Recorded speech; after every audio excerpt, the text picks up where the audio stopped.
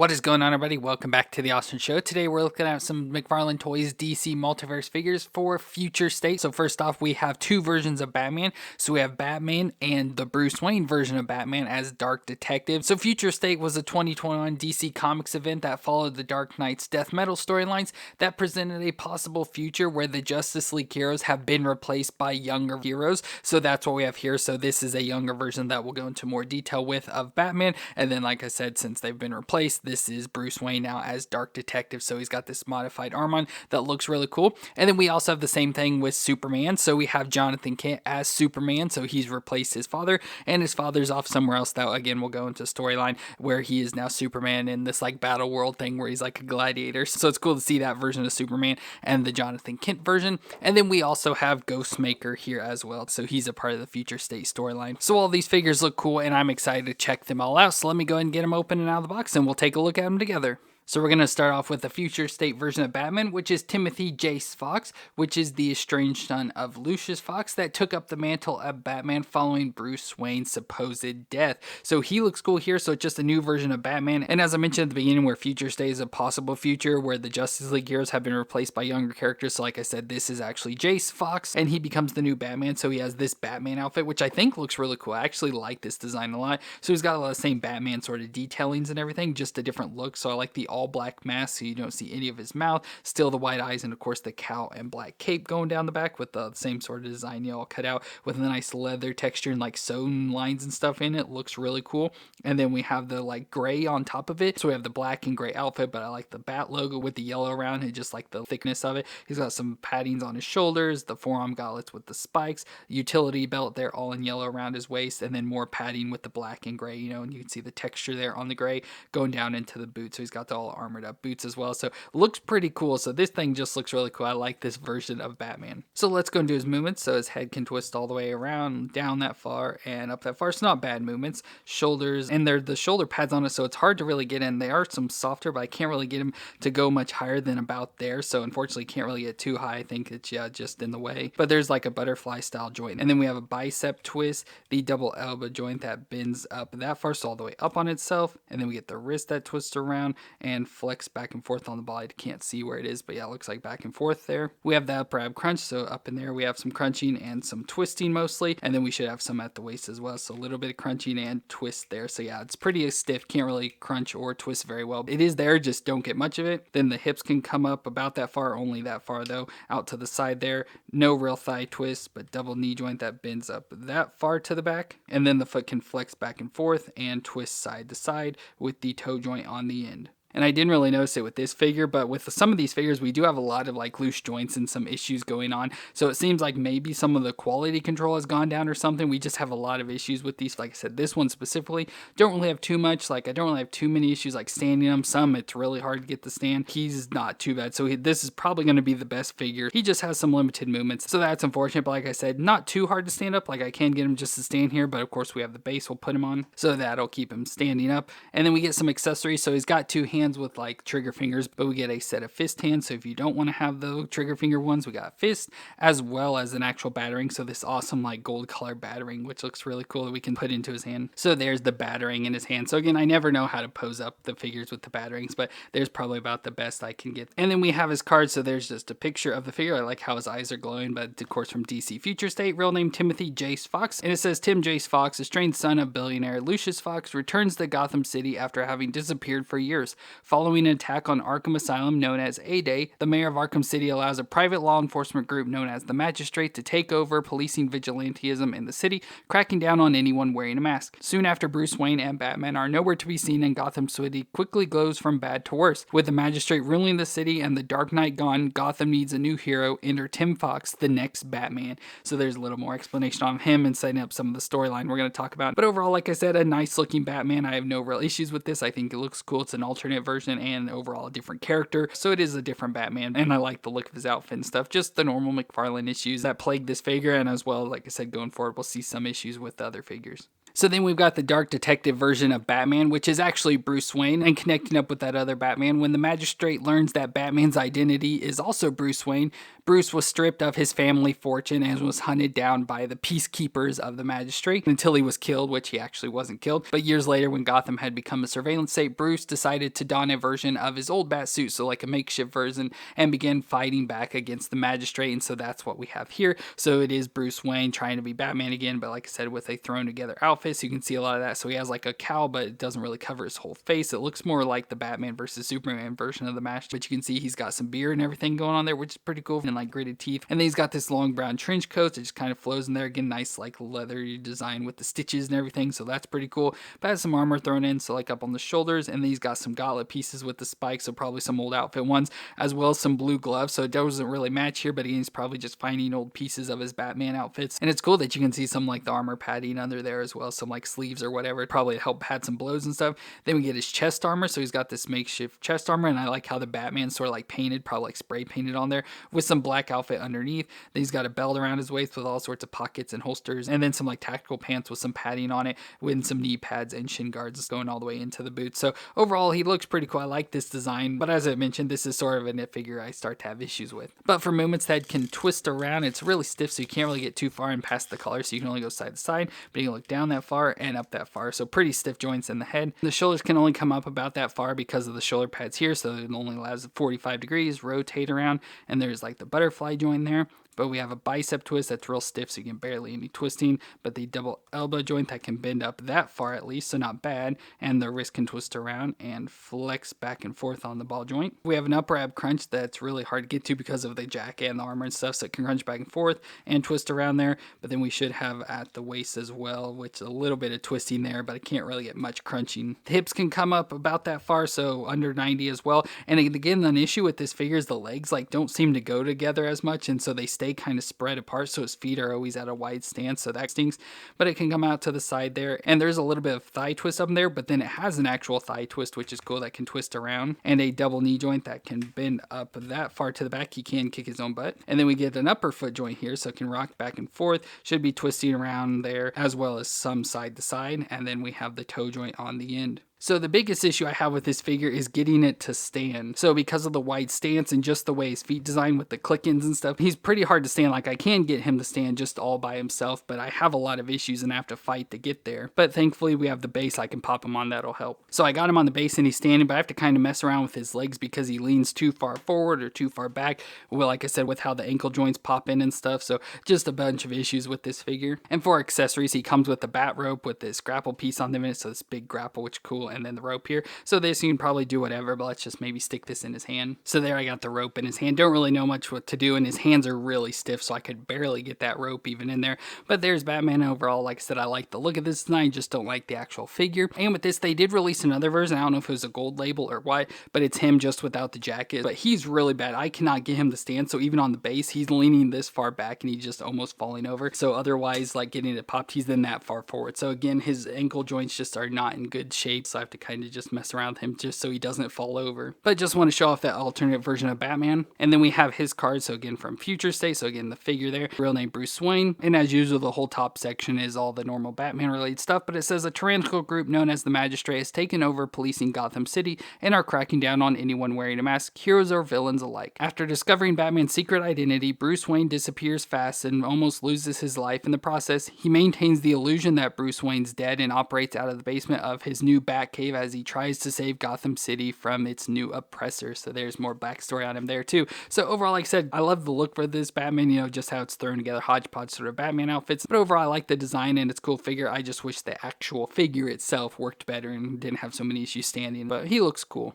And next up we have Ghostmaker, whose real name is Minako Khan, who was a Singaporean vigilante that trained with many of the same mentors as Bruce Wayne, and they became friends until Koa attacked him for wanting to get vengeance for his parents and not for the art of being an assassin. But eventually he came to Gotham disappointed with how Bruce handled the criminals of the city, until eventually the two of them teamed up as long as Ghostmaker wouldn't kill people. So he looks cool here, part of the Future State storyline, and overall looks pretty cool. It's a character I've never heard of before, so he was new to learn about. It just looks pretty cool. So he's got a lot of like armor and stuff, as well as the all white outfit. So he has the helmet with the white design, as well as black and some blue for, I assume, for like the eye holes and stuff. And then the white like cloak behind him. So he's got the little like hood piece as well. And then the bunch of it just all hanging down. You can see that nice texture. It's like a burlap texture to it. Looks pretty nice there, as well as the white bodysuit. So you can see it's all got like this padded like stitching to it and stuff that looks pretty cool. So that runs all through his body. Then some black texture and, like I said, armor pad and stuff like the chest plate and some straps running around to hold his sword. So he has some sheaths there on his back and armor plating on his arms and all the way down to his feet, where he's got like sort of like the toe design there, which is cool. So overall, a pretty cool looking figure. So for his movements, his head can twist around there. Yeah, can sort of get it twist mostly. Just runs into the hood, and he can look down that far and up just about that far. So not the best movements, but not bad either. Shoulders can come up to 90 there, and unfortunately his arms, he has a loose one where his arm keeps like falling down. So his arm goes up to 90 there if you force it, but it just falls back down. It can rotate all the way around and has the butterfly joint. There is a bicep twist in there, kind of hidden away, but a double elbow joint that bends all the way up, and wrist twist around and flex on the ball joint again. We have the up ab crunch right under this armor section, so crunch forward, crunch back there, and twist around. And there's some softness in the middle, so the soft plastics covering the section here. But yeah, there's a bend at the waist as well as some twisting. The hips can come up pretty close to 90 out to the side that far. No thigh twist, but a knee joint that's got this cool knee bend design. Doesn't go back very far, but it's just like how it's hidden there. Like I didn't even see where it was, but it bends just about that far, so maybe 45 degrees there. Then we have the newer ankle joints where it's kind of blended in there, so we have twist at the top and at the bottom for the foot, so we can rock back and forth with the joint and twist side to side with the toe joint on the end. So this is a cool figure. Has nice design, has really good joints, just with the arms that's kind of loose and flopping around there. But everything else about this figure is really cool. The joints are good. Just the limitation of the knees is the only issue. But it looks cool with all the white and armor and stuff, and then has pretty decent joints. Well, for accessories, he comes with two swords since he has the sheaths on his back, so he's got two swords. So I assume it's going to be a katana and a wakizashi, just since that's what we normally deal with. We have one sword longer than the other. So with them, like I said, we have the sheaths on the back, so it looks like the longer one goes in the lower down version and the shorter one up top. So both of those can fit in there, but let's actually just go and put him in his hands. So there's Ghostmaker with the swords, and that looks really cool. And of course we have his card, so there's a picture of him from Future State, and on the back says his name's unknown, but I already told you what it was. But it says Bruce Wayne, while training to become Batman, befriended another student on the path towards justice, the man who would become Ghostmaker. A master in all forms of hand-to-hand combat, the sword-wielding vigilante has a different, deadly approach to justice, which often puts him at odds with Batman. Much like the Dark Knight, Ghostmaker has an array of fabulous weapons and vehicles, and he will always strive to prove to Batman that his approach to justice is superior. So that goes into the story I already told there. So overall, Ghostmaker's cool. Like I said, this is a really cool figure. I love the look and design of him. Just the minor issue with the looseness of the shoulder joints, but other than that, he just looks awesome and is a really good figure. So this is a winner. And next up, we have Jonathan Kent as Superman. So as I mentioned, the heroes get replaced by younger versions. So Jonathan Kent, the son of Superman, becomes the new Superman. And so he's the son of Superman and Lois Lane. And he took up the mantle of Superman when his father became exiled. So he looks pretty cool here, you know, has pretty similar like Superman outfit. So he has the red, blue, and yellow. No cape or anything, but he has the red up around his collar with the Superman logo with the S and stuff. Then the all blue spandex, and has a yellow belt with some red on it there around his waist, all the way down to the red boots. So overall, he looks pretty decent. You know, it's a weird looking version, but this is how I've always seen Jonathan Kent looking. But I also have a lot of issues with this figure that we'll go to. And again, it's just another one that seems like this is just really cheaply made for some reason. Just like looking at it, it looks really cheaply made. And then with some of the joints, doesn't seem like the best figure, which is unfortunate because McFarlane has done pretty decent up until now. This figure just seems to point out a lot of issues. For movements, we got the head that can twist all the way around,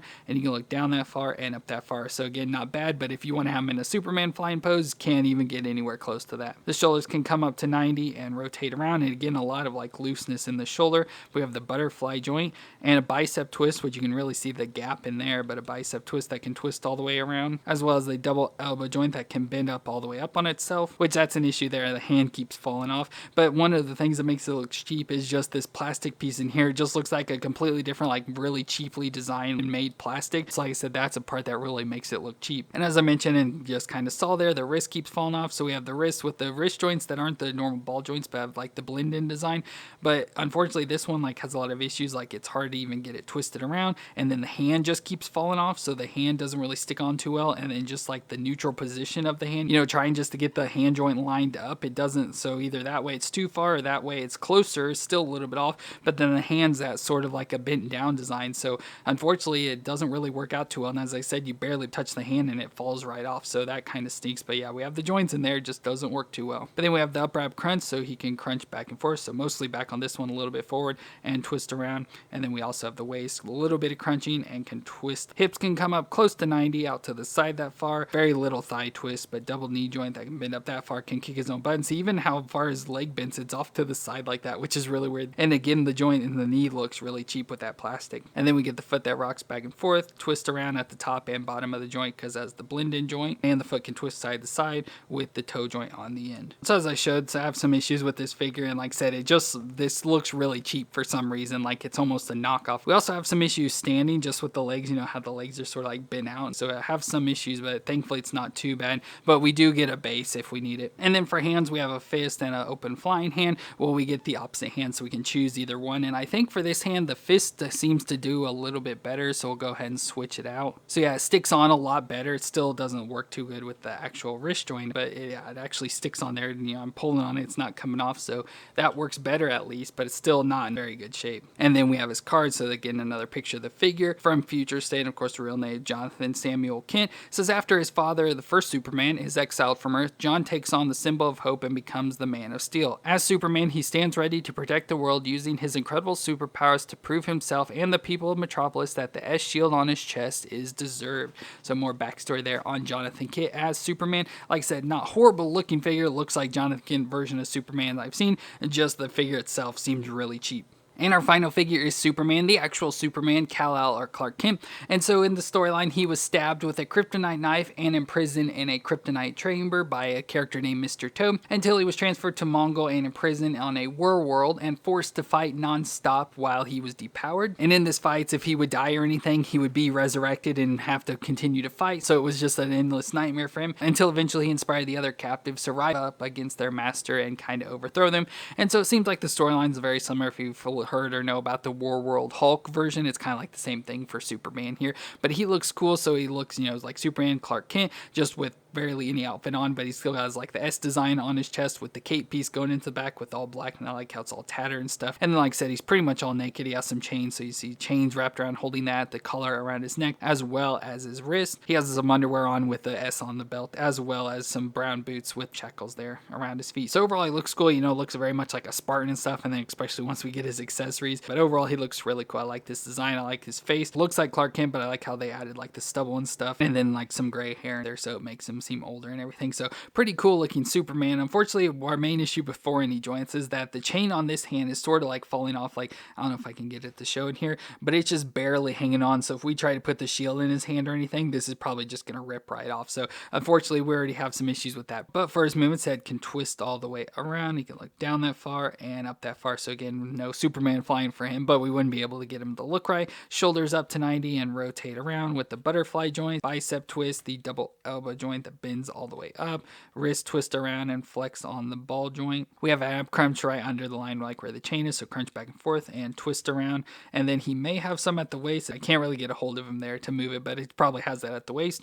Hips can come up to 90 out to the side that far, no thigh twist, but a double knee joint that bends up that far to the back. And then we've got the foot that can flex back and forth, hard because the chain piece here, flex back and forth, twist side to side with the toe joint on the end. And I do like, as we went down, seeing like the marks on his legs. At least I assume those are supposed to be marks from being worn. But overall, he just looks really cool. I love the look of this version of Superman. But as I mentioned, we get some accessories. So first off, we have an axe. So this awesome axe with the spike, and then just the overall axe design looks really cool. So let's put this in his hand. So there, he's got the axe. And then as mentioned, he also comes with a shield. So he has a shield with the S on it as well that we'll try to put on his hand. Like I said, don't know how easy it'll go on. And then we'll probably be ripping this chain piece off. So let me try and get it on. So as I was getting the shield on, yeah, that chain piece just fell right off. So we're missing that now, but so we'll just have to, I guess, try to keep his shield on there.